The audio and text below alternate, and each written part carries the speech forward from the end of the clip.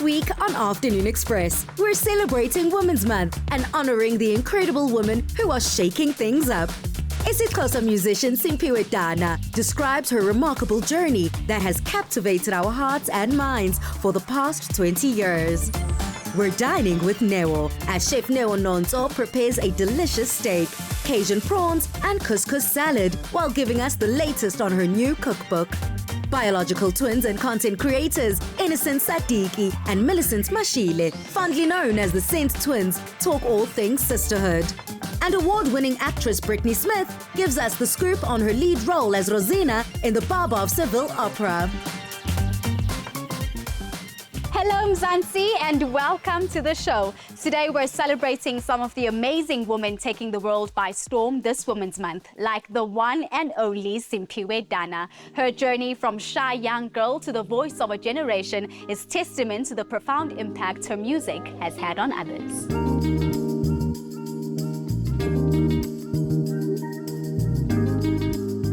Simphiwe Siswam, thank you so much for joining me today. Thank you so much for having me, Palisa. Simphiwe, I personally know you as a singer, songwriter, and a social activist. But what I don't know is your starting within music. Where does that inspiration and that passion come from? I grew up in the Bantustan. I didn't grow up in Soweto. Many experiences that people have, I do not have. And in the village, we went to church, and we also went to Imingongo. Everything had a sound check to it. Lima, like we are singing, so I had music all around me. There was this one church at night that I used to love to go to where they would sing the whole night with this bell, with this clanking. Yes. That's the only instrument we had growing up, and that's basically shaped my connection to music. Music for me is sacred. It's not entertainment. It's a way to communicate with your spiritual side. You're the firstborn sibling of 4. Now, in African household, that comes with lots of responsibility. You were able to do incredibly well by receiving a bursary within the IT space. And you could have gone off in that direction, but music's always been a passion. So why did you decide to make that jump, and what did that risk mean to you? It was not a difficult decision, funnily enough, because something told me it's time. Everything is going to be fine as long as you listen to the guides within you. And the guides are saying, it's time to make that move. If you don't move now, you'll never leave. For me to fulfill my purpose, I have to go. Did you expect your debut album to perform so well? And what other avenues has it been able to open up for you? I knew that I had done my best when I brought the album out. But I still had my fears, reservations, because the kind of sound I was coming out with was not what people were vibing to at the time. I was coming with a very, very different sound. Literally, I'm taking it from 100 to a 0 tempo-wise. People are into house music, into kwaito, and here I am coming with Afro soul. The response from the people was, I was not used to that. I just was not used to it. I wanted to run away, literally. What did you do? But at the same time, we're like, yeah, girl, you did that. And since that debut album of Uzandisile, you now have 5 studio albums under your belt. Have you always found it important to reinvent yourself, or have you stuck to the same Simphiwe Dana that we know and love? I don't reinvent myself. I don't even know what that looks like. When I know that I'm ready to start writing new work, I like to listen to my old work. I feel overwhelmed by the songs that I've written before. I feel like there's no ways I'm topping that. I don't even try to top that. And you start from scratch like I've never written a single thing in my life. That's how I do it. We're embarking on the celebration of your 20 years within the music industry, especially within the South African music landscape. That's unheard of. How have you been able to stay relevant? I write from a place of vulnerability. And people identify with that. It's those kinds of songs that catch you when you're all by yourself. It's those kinds of songs that awaken something in you. Every year there's going to be a new trend. Sisi uzodinwa, uzobulandelana ne trends. You have a much bigger purpose than that. Within all the experience, you've definitely been able to rack up the awards, the accolades. Now, is that important to you? It's a stamp of approval, and I like that. It makes me feel like, okay, you're still on the right track. I won an award that says that your music is more relevant than this and this, and those things, they make you feel some sort of accomplishment. But they'll never be as important as that person who runs to me in the street and be like, Simphiwe, I can't believe it's you. Do you know what your music has done for me? Absolutely. Mina ngithi isigxivizo, it's that stamp of approval and that pat on the back that a lot of us look forward to. You have brought us out to Constitution Hill for us to have that reflective moment on all of your social activism and social commentary. So I'm very much looking forward to that discussion. Being in this space and looking at these tiny, tiny cells and seeing these pictures of the corresponding women that stayed in these cells, it didn't break most of them. They never gave up the struggle. Reflecting on that very difficult history and past that these women had to endure, but still having their eye on the prize and staying focused on the end goal, which was liberation for the entire South Africa. You've been able to echo similar sentiments within your music. So what role does activism have within your music? It started when I was young, when I was a kid, like with my mother, with wanting to protect her. I think I want to particularly speak about the influence of my mom, on my musicality. During those times when you were earning almost nothing and being treated badly, and you must still come home and cook for your kids and look happy. Those injustices, they would stay with me. Do we still feel that kind of love for our country, connection to our country, that we are willing to lay our lives down for it, like these women were? And I think that right now, that is a very important question. What is it about certain political figures and people that resonates with the same sentiments that lie quite deeply within you, so much so that you've able to put in a body of work that inform exactly what they were fighting for? I first got to know Steve Biko when I was very young. I was a bookworm when I was young. I write what I like when I was quite young, maybe I was 11 or 12, and it made sense to me. So I kept having these conversations with myself when I got to Joburg. But okay, Biko spoke of the empty husk, because what I'm seeing here is that empty husk. We're fighting so that we can be ourselves. We can be free to be ourselves. All of these people that died so that we can build this country in our own image, they basically died for nothing then. If we don't remember who we are and try and bring us back to that point where we were othered from ourselves. I wouldn't say I'm a born free, but as a early 90s baby who wasn't there to see and appreciate those sentiments that Abo Steve Biko were able to implement within our communities. Having incredible artists like you echo those same sentiments in the music continues to feed us, continues to help us grow and learn. So siyabonga. Thank you so much, Palisa. I had a wonderful time. Up next, Chef Neo Nonso prepares a one-of-a-kind meal from her new cookbook.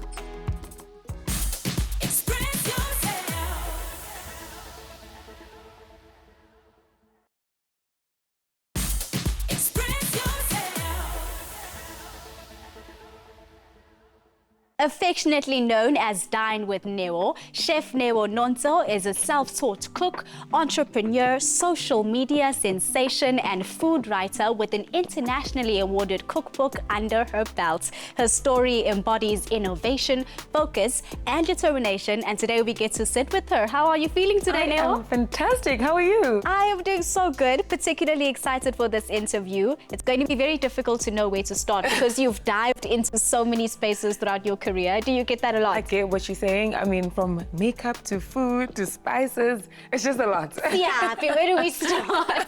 I think that I'll start with where we all knew you from, and that's social media. It's no secret that you absolutely exploded. What do you think is the secret ingredient that helped you captivate hundreds of thousands of followers? It has to be cooking. I feel like everybody loves food. Fact. Everybody likes to look at food more than anything. In terms of eating it, people have got their preferences. spices, some don't eat prawns, some like rice, some don't like rice. But looking at food, I think it's just a universal language that everyone was interested in. We eat with our eyes at the end of the day. Very and true. I posted the most delicious meals with the recipes, which is also exciting because I didn't realize so many people didn't know how to cook or didn't know how to make something so simple. And it makes a lot of sense because we all grew up kind of in the same house where rice was rice and chicken was made a certain way. And I wanted to kind of change that and think what are the typical ingredients that any household in South Africa has and how can we change things and switch things up and not just make our chicken and put it in the oven, but instead make chicken a la king. You know what I'm saying? Yes, ma'am. I absolutely love that because you cater for the South African audience Absolutely. specifically. So when I look at your videos, I'm not wondering what is Himalayan pink salt. You know, Yes, like I'm seeing yes. ingredients that I know that I grew up on, which makes it Absolutely. easier. One of my favorite things about you as a content creator is that you chose to grow outside of the space as well. So you've done ventures outside of social media and followed the entrepreneurial route. You did some herbs and spices. You did some dark kitchens. What motivated you to get out of just creating content and posting for people? In as much as we're in the digital era, it's really important to also have something more tangible outside of the internet. That is something my brother actually told me. He was like, yes, you're big on Instagram, it's great and stuff. Well done. But you need to have something you can actually walk to and step into outside of just logging onto your phone. So that's where the herbs came in, the spices, DWN Spices, named after Dine with Neo. We launched that in 2020 during lockdown. It was absolutely phenomenal. It's been great. And then I also did a cookbook, which is something I can actually hold. I do want to touch on the fact that it is August, which means it's Women's Month, and this is the month where we amplify the empowerment that we give women throughout the year. I love August, first of all. It's actually my birthday month. I'm a girl's girl. I'm a woman's woman. So I enjoy the month so much because it celebrates women and highlights all our strengths and our weaknesses that make us who we are. And to other women out there that want to follow the entrepreneur route or even want to start their own kitchens or their online cooking platforms or their blogs, I say just do it. Just do it.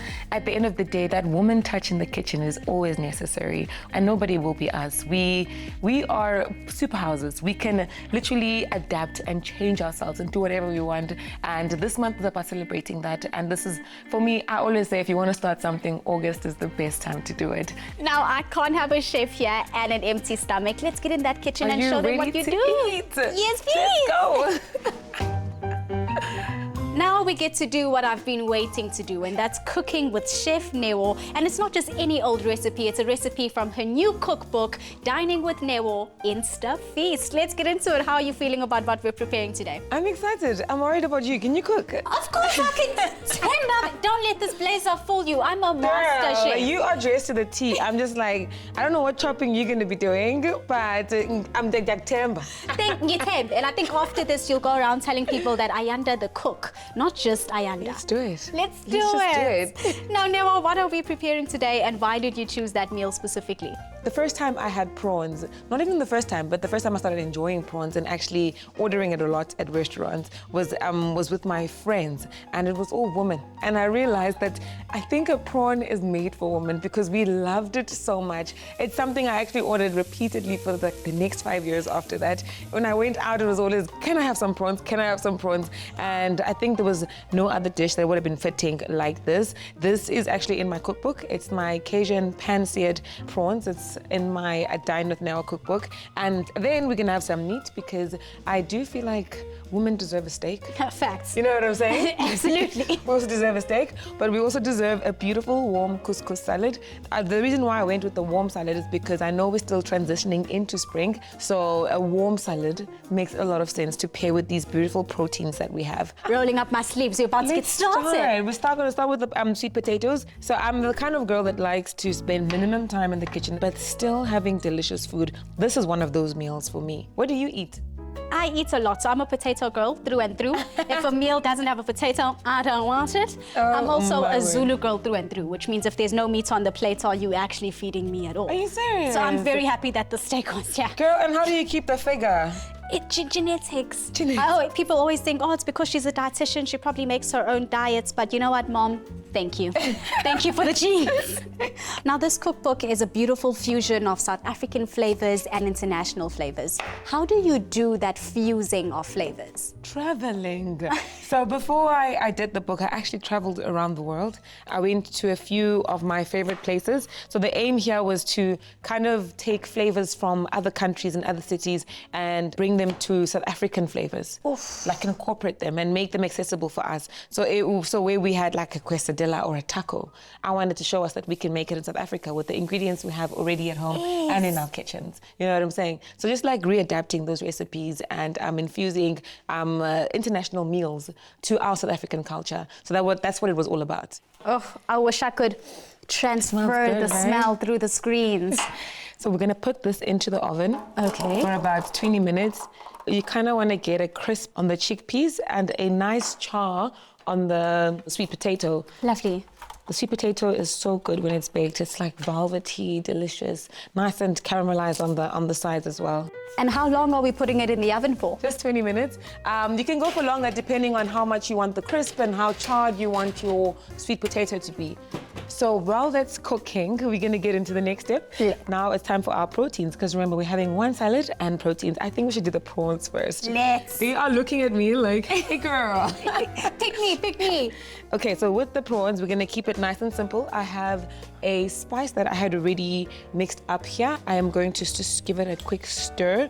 This is just salt, it's pepper. It's like a Cajun mix I made by myself. If you want to, you can use any Cajun spice you have in your pantry, or you can make it like I did. It's salt, it's pepper, it's paprika, it's oregano, it's some herbs, it is some chili powder, or chili flakes, and yeah, that's it. That's it. Now I have to ask you, Neo, you never shy away about speaking about your upbringing. And one thing you always say is that the kitchen was the heart of your home in your grand's house. How do you think that's influenced your cooking style over the years, starting off in the kitchen? So everything happened in the kitchen. Literally, the hugs, the kisses, the hidings, the arguments, everything happened in the kitchen. And most importantly, the flavors, the feasting, the feeding, everything happened there. And one thing I took from there was how everyone would come together to just give each dish and each meal their own flair. For example, I was always on beetroot duty. Love it. I think that's why I like beetroot. It's so sad.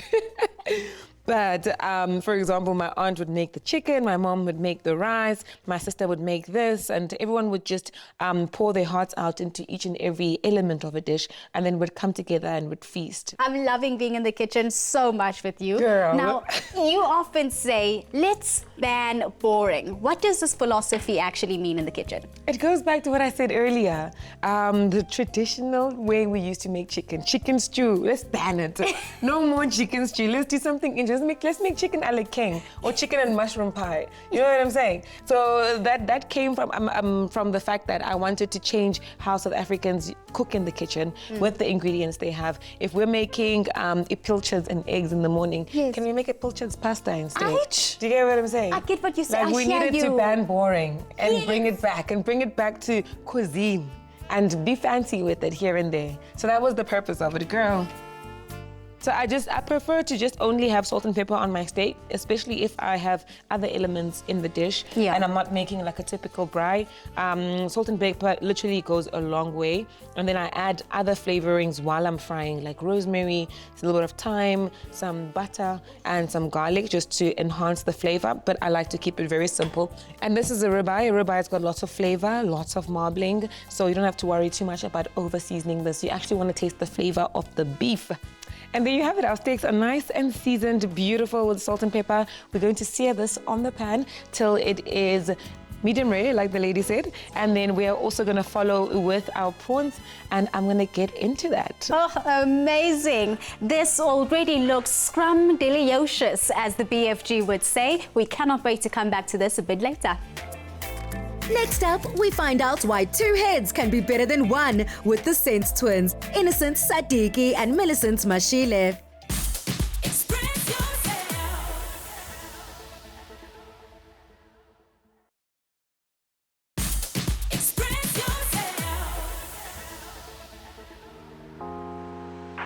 They are two of Mzansi's most beloved twin duo forces in the entertainment industry, dominating all spheres: digital, lifestyle, fashion, media, and content creations. Please put your hands together for the beautiful sister act, Innocent and Millicent, the Sin Twins!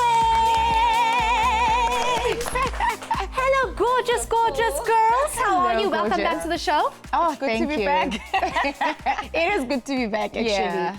Now, so much has happened. I don't think it's even been 6 months since we last saw you, but I'm sure that so much has happened in your lives. Please tell us about the last 6 months.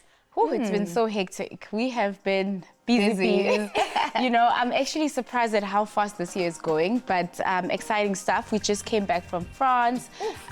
We're speaking at the Cannes Lions Festival. So Naturally. we were actually like the first, part of the first African creators to grace that stage, which was incredible. Huge. It was huge because Scary. Oh my it was goodness. scary. I mean, it's a advertising marketing space, and then now they're introducing creators, and what better way to start with hearing what African voices have to say about the creative space. I mean, that was like amazing. That was really great for us. We also managed to grace a magazine cover, you know, together. Yes. It was our first time together on a magazine cover, although we had graced magazine covers individually, but this one was awesome because I mean, you know, when you're trying to work so hard on a brand and you finally get that recognition together, it's really just a moment of celebration, and it's always an opportunity to reintroduce yourself to the audience.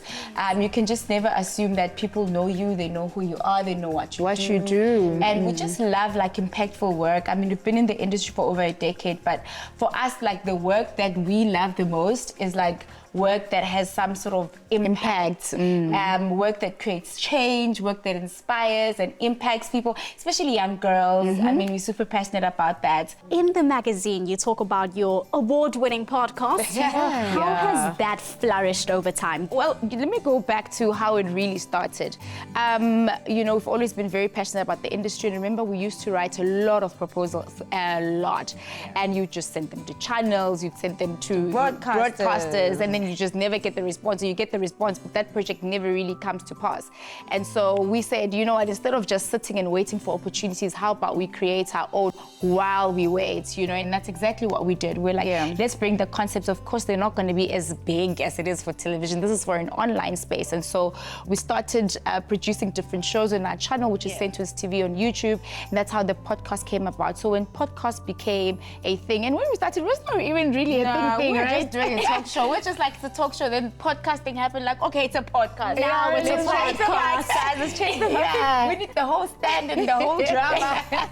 Then we got into podcasting. Yeah, and which that's is how great, we got into podcasting. And it's really all about authentic storytelling. We wanted to give people an opportunity to tell their stories in their own voice, to speak about what they've been through, because the name of the podcast is called I've Been Through the Most. Because we had been through the most. You know, and we knew that other people aren't different from us. Just because they're facing something different doesn't mean it was not difficult for them. And so when you're sharing your story and your difficulties and how you were able to overcome them, that gives courage to somebody who's at home and just feels like giving up.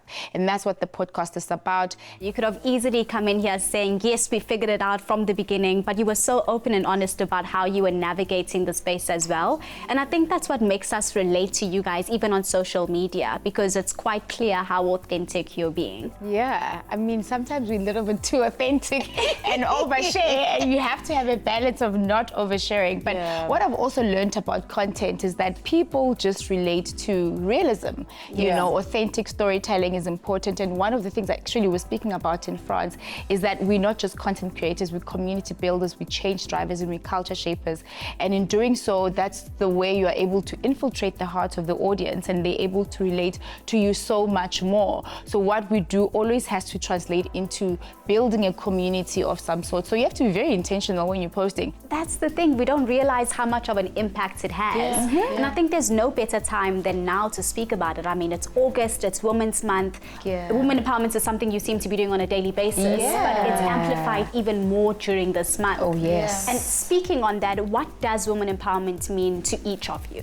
So for me, just women empowerment just means like an equal right to everything, you know. If I can be treated equally as my male counterpart, that would be great. If you can pay me what you pay him, that would be great, you know. Obviously, I speak for our line of work. And I'm like, as soon as we can just get those things, you know, in order, I think we'll be much more empowered. Yes, and for you, For me, definitely has to be balance and acceptance. I think that more than ever, women have to accept themselves. You being different is actually your superpower. Everything that makes you unique, everything that makes you stand out is not a negative thing. That's actually a beautiful thing. So whether you're lighter or dark in complexion, use that. That's your superpower. Whether you're curvaceous like us, for the longest time, I was just like, why was this mom so curvaceous? Could I have not been like a supermodel? But now I realize that that's my superpower. I enjoy being this weight. I enjoy looking the way I look. I embrace it. I dress for it. I love it. And so by not embracing your difference and your uniqueness, you actually taking away from what actually makes you you and what makes you unique. And also purpose, power, grace, beauty, uniqueness. That's what speaks of women empowerment and taking over, because now more than ever women are taking over. And I feel the heat for men, but this is only the beginning. And instead of fighting it, I think let's work together. Let's not compete. Let's complement each other and create a better future for our children, for the next generation. guys are so incredibly strong. I didn't think I'd be getting so many gems of wisdom from you guys today. So I do have to ask you, who are the women in your lives that have shaped you to be the way that you are? So for me, definitely my grandmother, because she did raise us.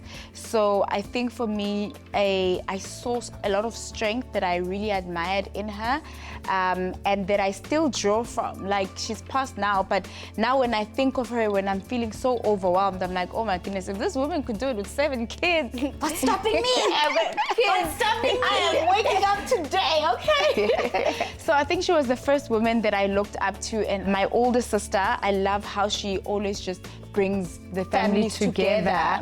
Yeah, and of course my sister. I was about to say, girl, I better be on that list. Instead of you saying your sister, you're wanting your sister to put you on her list. No, you know what? I'm judging. She is bullying me to... No, but she's definitely on my list. She really, really does inspire me. Her work ethic is impeccable. She's such a professional. Can I tell you, when she got her job on Skeem Saam, right? So we from Mamelodi, as mentioned, so we speak like Mamelodi language. Yes. And yes, so now for Skeem Saam, you should speak like 100% Teflop Spedi. In a week, my sister learned how to speak Spedi fluently. Johnny? Yes. Because yes. I just had to go back to my memory bank and remember my grandfather. Somewhere back there. So I just had to bring it back. Listen, she went to the audition. I was there in the car going through the lines with her. And I was like, is this you? You sound like so Betty. I'm like, oh my goodness. And she got the job. It's 10 years ago. 10 years ago. 10 years. She's still on the soapy to this day. So that inspires me all the time. Like every time I have to read my scripts, I'm like, this is too much. I'm like, if this girl could learn Betty in a week, I can do anything. I can do it. Now, I think that a problem we have is that the 3 of us are chatterboxes, which means there's nobody restricting and reeling it in. So I'm going to close it off by asking you one question that you will share. Okay. What are 3 words that come to mind when you think of Women's Day amongst the 2 of you? Beauty, balance, brains. Ooh, yes. Beauty, balance, and brains. Yes. Naturally. Yes. I love that. Ladies, it has been amazing getting to know you. You're absolutely phenomenal. Thank you for joining us again. Thank you for having us. Up next, 2 achievers enjoy a red lip makeover at the Imprint Studio. And we meet award-winning singer and actress Brittany Smith.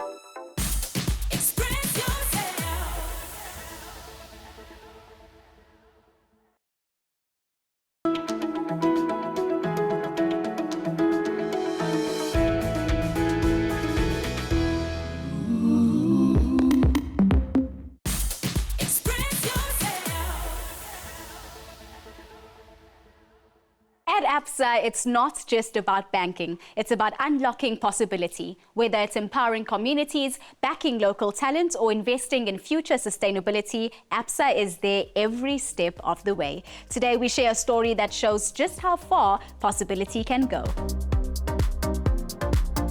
Hello, Feel Good family. Today I am behind the scenes as we make two very special women feel seen, heard and celebrated as we partner with ABSA. Each of them won a shoot whilst attending an ABSA event and the red lipstick activation. Let's see how the day unfolds as they get glammed up and draped in a proudly South African brand. Imprint is always about telling imprint stories, and my story was inspired by my mom. I'm raised by a single parent. I'm a product of that. So for me, when I heard that I'm going to be styling women, I was very excited because I get to tap into what I'm about. I get to tell that story very authentically, and I get to celebrate women's bodies and their stories. How did it feel when you heard that you won this shoot? I felt excited. I felt seen. All the hard work that goes behind the scenes, all the silent prayers, all the late nights during my MBA. I just graduated 2 weeks ago. And being a mother of 4, I feel like all that hard work that I do either at home or at work, it's been put on the spotlight. Veronica, how are you feeling? How did you feel when you got the news that, listen, you're one of the winners of today's shoot?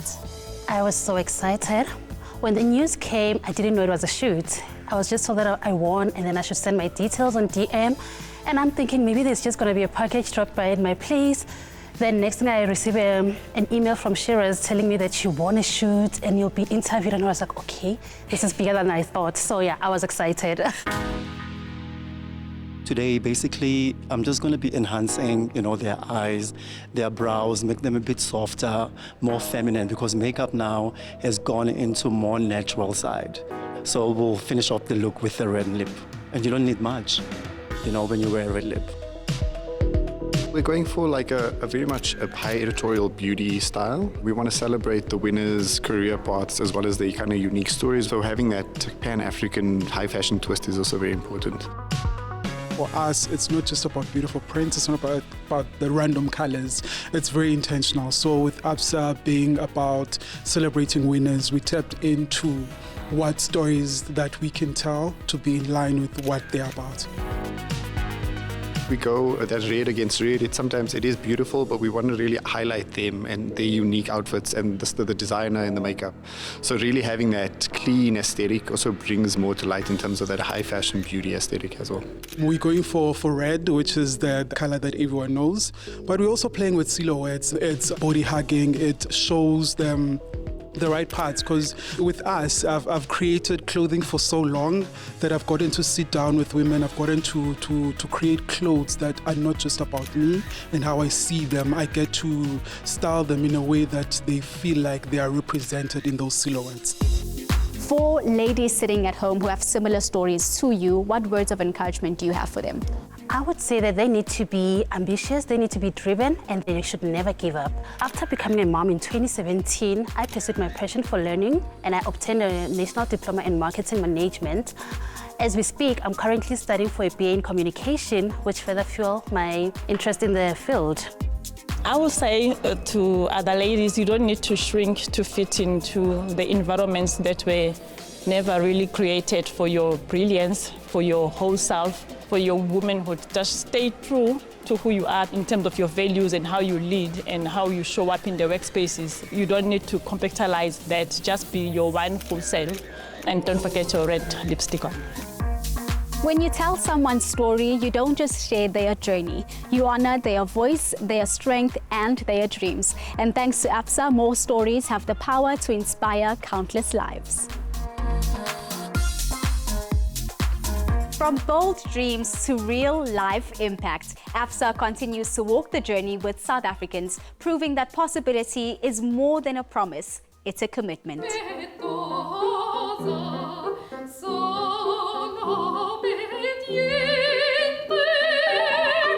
2 years ago, she starred as Maria in The Sound of Music. Last year, she played Eliza Doolittle in My Fair Lady. And this year, the award-winning opera singer and actress Brittany Smith takes on the lead role of Rosina in the much-loved comic classic, The Barber of Seville. Let's go meet her.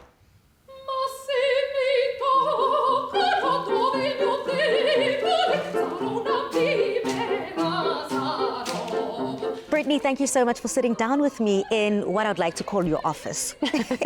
Thank you for having me, Palesa. Now, you have been privileged enough to grace many stages and in the starring lead role, which is something that is so, so applaudable. And right now, you've stepped into the role as Rosina.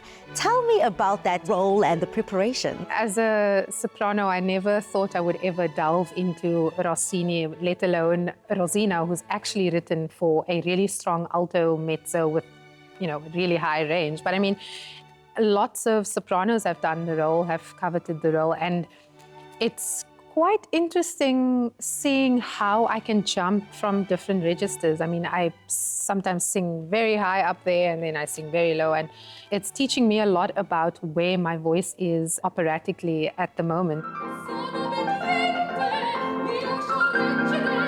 Telling stories takes commitment, and the theatre provides the perfect stage. Opera is not something that any child will wake up and say, I'm going to be an opera singer, Mom. How did you get into that? So I was always fascinated with listening to classical music, especially FMR. And it was one day that I was just playing with the dial on the radio and it landed on this. And I was like, oh, this sounds nice. And, I sort of just kept it there. And I remember I was 17 years old and my choir mistress, Sonja van Amstel, brought us to see Cape Town Opera's Carmen. And I remember it was curtain up, orchestra tuning, and I was in it. I was zoned in, I was fascinated. I asked Mrs. van Amstel, look, where are the speakers, where are the mics?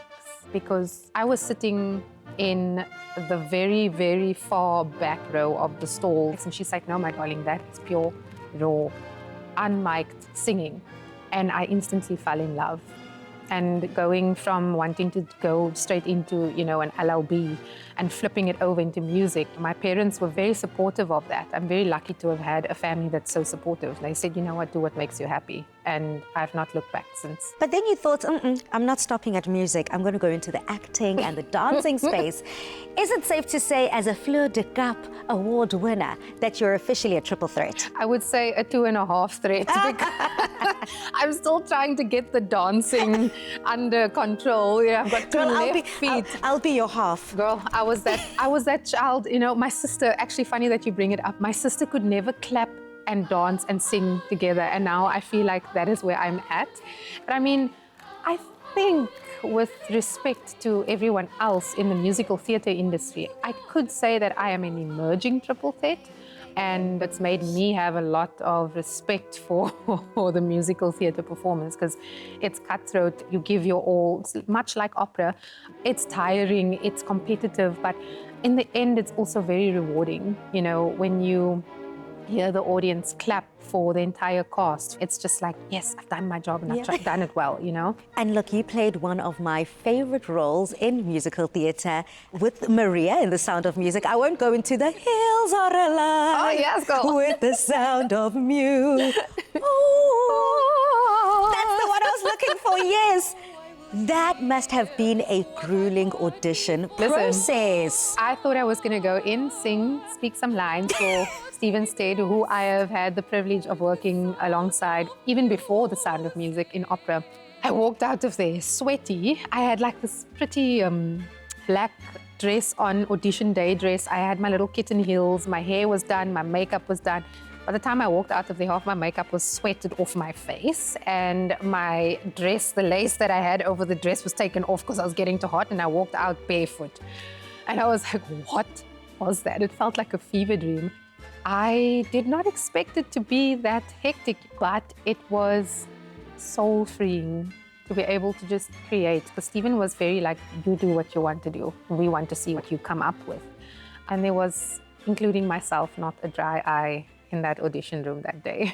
Celebrating Women's Month and rounding off our conversation, you are a woman of color, you are strong, you are bold, and you're absolutely talented. What would you say to the women of South Africa as we celebrate and commemorate Women's Month? Don't let people silence you, because that's when they feel free to walk over you and damper down on what you have to offer. As a woman, especially a woman of color, in this horrible world that we live in, where gender-based violence is rife in our world, speak up. Speak up. If it makes you unhappy, make the noise. If it makes you happy, make the noise. And always be resilient and hardworking. Make the noise. Well, you are definitely making a lot of noise. All the best and break a leg as you play Rosina in The Barber of Seville. Thank you so much. What a dream come true in more ways than one. Brittany is a real inspiration to young girls and ladies in our Rainbow Nation this Women's Month. Up next, Karishma gives her lounge a colourful and affordable makeover. And we sit down with our special guests to enjoy Chef Neo's delicious meal.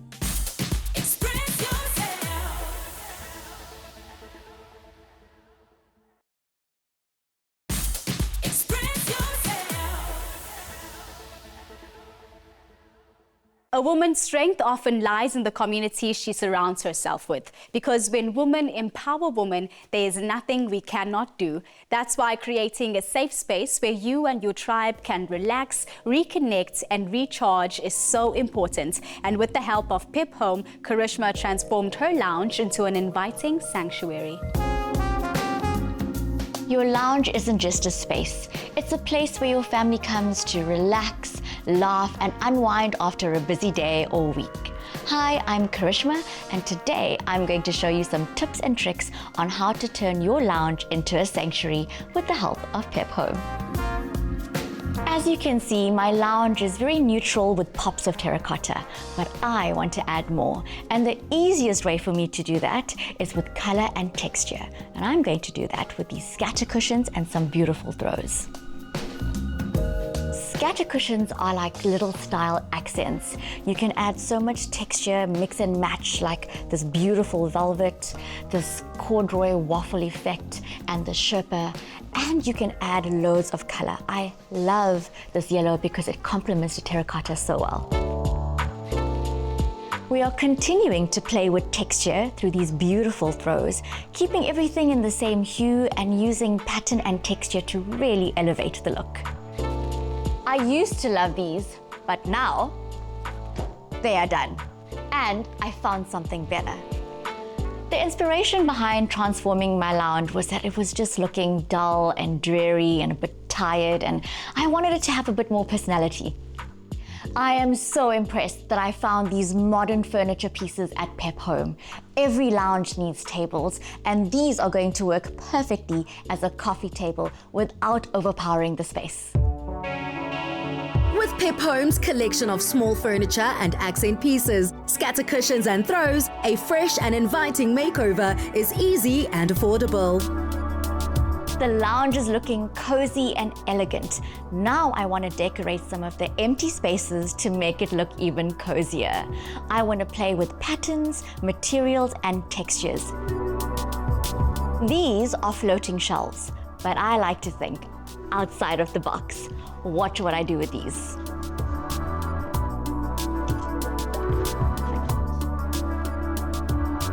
Mirror, mirror on the wall, whose lounge is the fairest of them all? As you've seen from the bathroom insert, I love using mirrors to elevate a space. These 3 bubble mirrors from Pep Home are going to look so cute on the wall. Gorgeous. These rattan lampshades add so much warmth to the room. I'm going to hang this last one to create a beautiful focal piece in this corner of the room. I wanted my lounge to feel cozy and inviting. I wanted to know that my entire family couldn't wait to come into the space and enjoy it and, indulge and want to spend time here. The thing that I think made the biggest impact to the room was definitely the throws and the cushions. They added so much texture and color and really just brought the warmth into the space. A thoughtfully styled lounge with warmth, color and texture. With Pep Home, you can create a sanctuary that you and your family will love. You at home stand a chance to win a 1,000 Rand Pep Home voucher. Tell us, which Pep Home item would you like to add to your lounge? Head over to our socials and drop your answer with the hashtag #PepHomeExpress. But of course, a lounge is nothing without friends you can share with. And what better way to enjoy time together than over a delicious meal? This is the perfect place to unwind and relax, and we're having a little girls' night of our own with a delicious meal prepared by Neo. Ooh, this looks so good. So there we've got some Cajun prawns, we have a seared ribeye, and we've got a warm couscous salad, and we've got some baked ciabatta with some butter. Yeah, I'll start with the prawns because this is my favorite dish. Oh, I'm so glad you like them. Please keep in mind they're spicy. I don't know who likes I love spicy. We do Spice. spicy, yeah. Okay. Ladies, I've obviously had a conversation with each of you separately, and we spoke on the fact that it is Women's Month this month. So I want to close off this amazing evening by asking each of you the same question. And that is, what does sisterhood mean to you, and who is the closest female you have in your life right now? And the closest person to me is my sister, but I also want to give a shout out to my mother-in-law who gave birth to my husband, who's helping me to multiply. I love everything about that. Please. For me, I would say sisterhood, safety, a safe space. Sisterhood is a safe space. No matter how far or near you go in the world, you always find home in your sisters. Oh, beautiful. Oh, sisterhood for me, I have a lot of sisters, first of all. So it's more of a community that we've built amongst each other and a safe space, like she said. I feel like with them we can conquer anything. We can go through everything. We can have moments like this without the boys, without the husbands, without the boyfriends, without the brothers. And there's just something that you can't take those moments away, you know, and they're so precious. And I feel sorry for women that don't get to experience sisterhood that's authentic and honest and pure, because I honestly feel like there's just so much to learn from and to grow from in terms of what we take from each other, because in as much as you can be twins and you grew up together, there's still so much you're learning from your sister. Every and day. so much she's learning from you. So that's the kind of community sisterhood has given me. I'm absolutely loving all these gems that we're dropping. Sis Simpiwe, I have to end with you though. So for me, sisterhood is what holds society together. It's the women that hold up society. It's the women that create families.